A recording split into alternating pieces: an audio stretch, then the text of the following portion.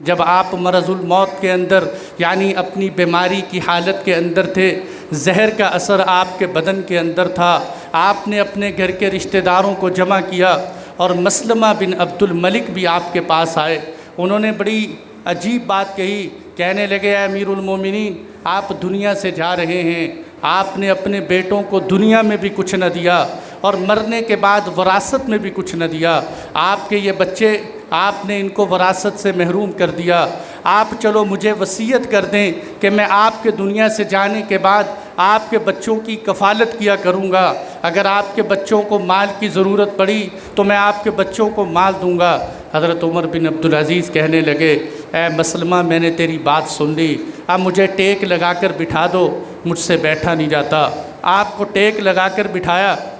جب آپ بیٹھے تو آپ نے کہا اے مسلمہ سن، میں نے اپنے بچوں کے لیے کسی کا حق چھین کر اپنے بچوں کو نہیں دیا، اور اپنے بچوں کے حقوق کے اندر میں نے کوئی زیادتی نہیں کی۔ ہاں، میں نے یہ نہیں کیا کہ میں اپنے بچوں کو حق دے کر جہنم کی آگ کا صلہ بن جاتا، میں نے اپنے بچوں کو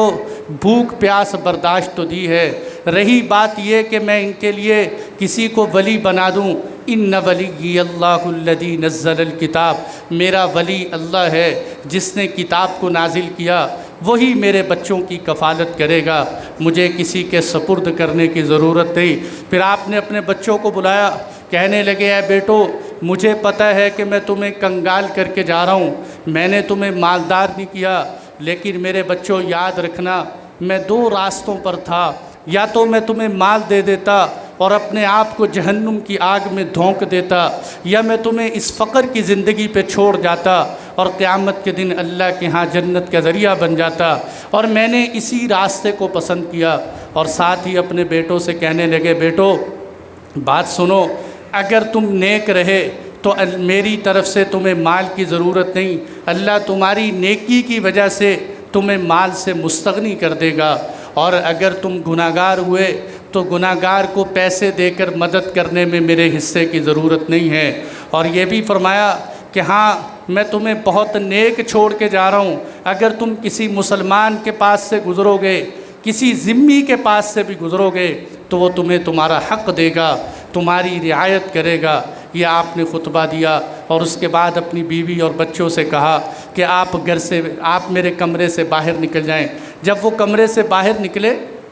کمرے کے دروازے پر ان کی بیوی بیٹھی تو کہنے لگی کہ حضرت عمر بن عبدالعزیز کی زبان سے یہ الفاظ نکل رہے تھے، خوش آمدید، اے لوگو آپ کا آنا مبارک ہو، آپ وہ لوگ ہو جو نہ انسانوں میں سے ہو نہ جنوں میں سے ہو، آپ کا آنا مبارک ہو۔ اور پھر ساتھ ساتھ کہتے ہم نے قرآن کی آیتیں سنی، تلک الدار الآخرۃ نجعلها للذین لا یریدون علوا فی الارض ولا فسادا، یہ ہم نے جنت کا گھر ان لوگوں کے لیے رکھا ہے، یہ آخرت ان لوگوں کے لیے رکھی ہے جو دنیا میں بڑا بننا نہیں چاہتے، جو دنیا میں فساد نہیں مچاتے، والعاقبۃ للمتقین، اور بہترین انجام پرہیزگاروں کا ہوگا۔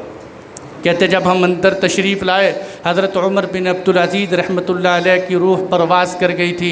جمعہ کا مبارک دن تھا، 101 ہجری تھی، رجب کا مہینہ تھا کہ جب آپ دنیا سے تشریف لے گئے۔